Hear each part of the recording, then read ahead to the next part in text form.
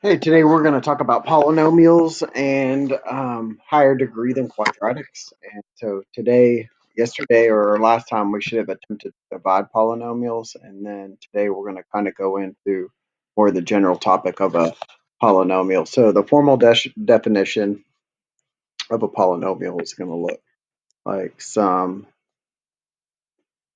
polynomial, let's say a of n raised to the x of n plus a to the n minus 1 times x to the n minus 1. There could be some terms in between there. And then you're going to get a to the second. You'll get down to your quadratic term. And then a to the 1, which would be your linear term. And then a naught, which would be your constant term, where n is the degree of the polynomial, which is the highest power.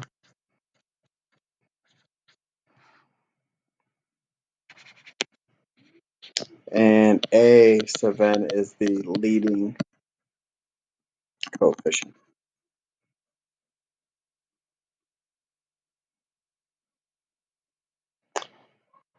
This is called the leading term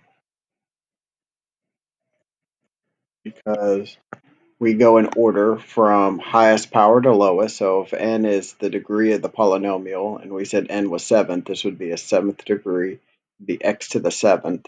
And then this would be a to the sub 7, meaning this is the coefficient that goes with the 7th degree term. And then the next one would be, we'll take the n power, if that was 7, subtract it 1. So the second term over here becomes the 6th power, and then 7 minus 1, this would be a of 6, which would just mean the coefficient of the 6. And that goes in order until you get down to your quadratic linear. And then at the end, we have a constant term, which is going to be our y-intercept. Okay, so let's put some numbers on these and let's just start talking about them. So this polynomial has 1, 2, 3, 4 terms. Kind of go out of order here. The degree is going to be 3. It's the highest power. And the name of that degree would be a cubic. And it's 4 terms, and we don't have a name for a 4 term. We just call it a cubic polynomial. You could call it a cubic 4 term if you wanted to say polynomial. That's fine too. Okay, my next one is, well, I have a linear, right, times a cubic. So that's going to be a first degree times a third degree polynomial, which will end up with a fourth degree. And the number of terms, well, if I distribute this in, I would get x to the fourth plus x. So it would be 2 terms. And so this is a fourth degree. It's called a quartic, like a quarter binomial. Okay. The next one is just an 8. We call that a degree of 0. Kind of say that there's an x to the 0, which would be 1. We'd never write that. And then the number of terms is 1. And this would be a constant monomial. And my next one is a 3 term. Highest degree is 2. And this would be a quadratic. How did I spell that? Oh, my pen is not cooperating. There we go. Quadratic triangle. It should be a quick review. I just wanted to go over that real quick just so we can see the different parts. And really to focus in on up here, the first term, if it's written in standard form from highest to lowest power, is super important. We're going to see that right now. It contains the leading coefficient and it contains the degree. The other important part of a polynomial is the constant. If it's there, that's the y-intercept. Okay. So end behavior is what our polynomial graph is doing very ends, left and right. So as x goes to infinity, it gets bigger and bigger and bigger. What is our f of x or our y? Is it going to positive infinity or negative infinity? As x goes to negative infinity, so the negative x-axis, what is our y doing? Is it going up or is it going down? Okay, so if you look below, the first cases we have a end behavior that does this. It is going as x goes to infinity, my y is going to infinity. And as also on the other end, as x goes to negative infinity, the left end, my y is going up. Okay, so we learn these from the leading term. Okay, so the leading term of a polynomial. And this is one that is a positive leading term. So it's a positive coefficient with an even degree. So an example would be like 5x to the fourth plus 2x plus 1. Let's say that. So here is the leading term. It's the one that has the highest power. So it is even because 4 is even. And it has a positive coefficient because 5 is positive. So we know it's gonna go up on both ends. And we think just like a quadratic. A quadratic is an even power. And when a is positive, it opens up, a quadratic does. And so any polynomial, that leading term, the highest power term, where the coefficient is positive and the power is even, your ends will rise to the left and rise to the right at the end. Okay, so what happens, again, every even, we're going to think quadratic. So what happens when the leading coefficient is negative? Well, as x goes to infinity, the right side, my y is going to fall down.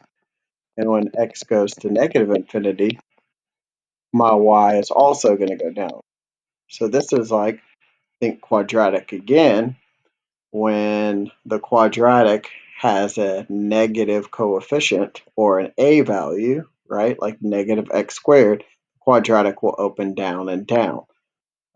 So this is any polynomial that has a leading term. So the highest power term is what we're talking about when we talk about leading term. And whenever it is a negative coefficient,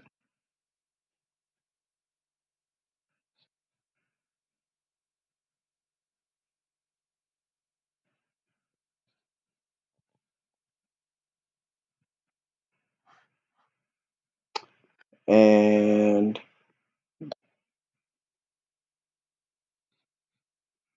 whenever it's a negative coefficient and it is a what?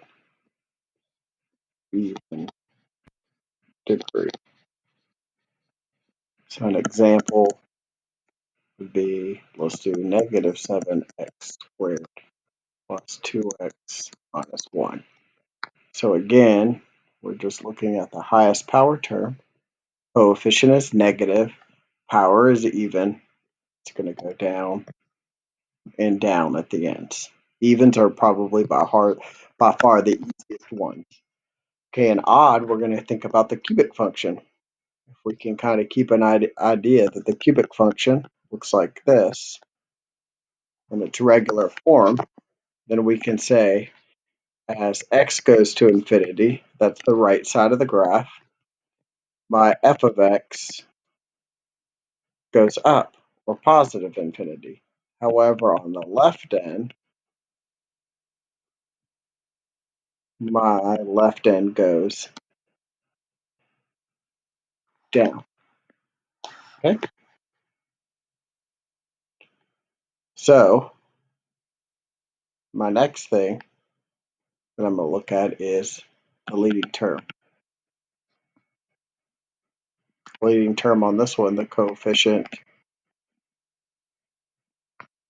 is positive, but the degree is even. I mean odd.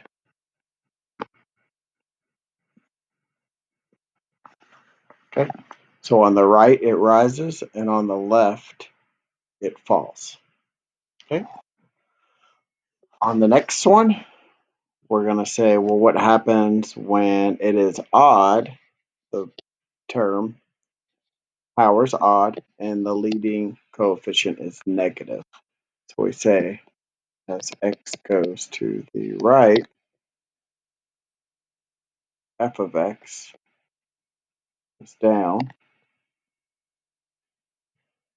and as x goes to the left,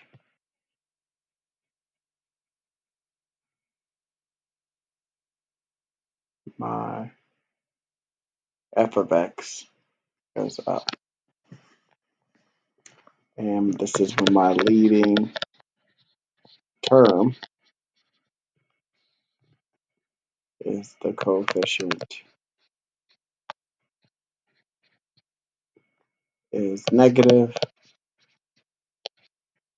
and it has an odd degree.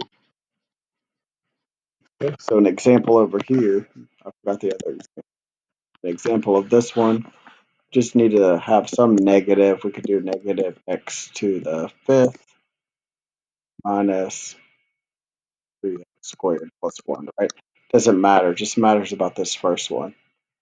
It is negative, and it's 5, which is odd, so I know it falls to the right and rises to the left. Over here, I have some polynomial that has a positive coefficient, odd degree, like this. So this one is positive and odd, so it rises to the right and falls to the left. Okay, so let's look at a couple of examples where we don't have a graph, but we have an equation. So now we're going to look at the highest power term. Sometimes it's in standard form, sometimes it's mixed up, so you have to go search for it. So I'm going to say my coefficient is positive, and my power is even. Notice none of these other terms really matter, right? It's just that leading one when we do end behavior. So now I'm going to say positive and even. So I think quadratic is an even function, and when it has a positive coefficient, no matter which side you're on, it's going to do the same thing, and since positive goes up. When you're on the right side, or if you're on the left side. This is what I'm after. This is the answer. What is the y doing? This is always telling me what direction, the left part of the graph, the left end, or the right end. Okay, and so let's add in here the y-intercept. It's easy. The y-intercepts are where my x our value are 0. So any term that has an x, they'll go to 0, leaving me my constant term, which is 0, -7. Okay, next one. I notice that this is out of order. There is my leading term there in the middle, and it is negative, and it is a odd. So I know that odds are oppose each other, going in opposite directions, right? So I'm going to go as x goes to the positive side, f of x, the y value.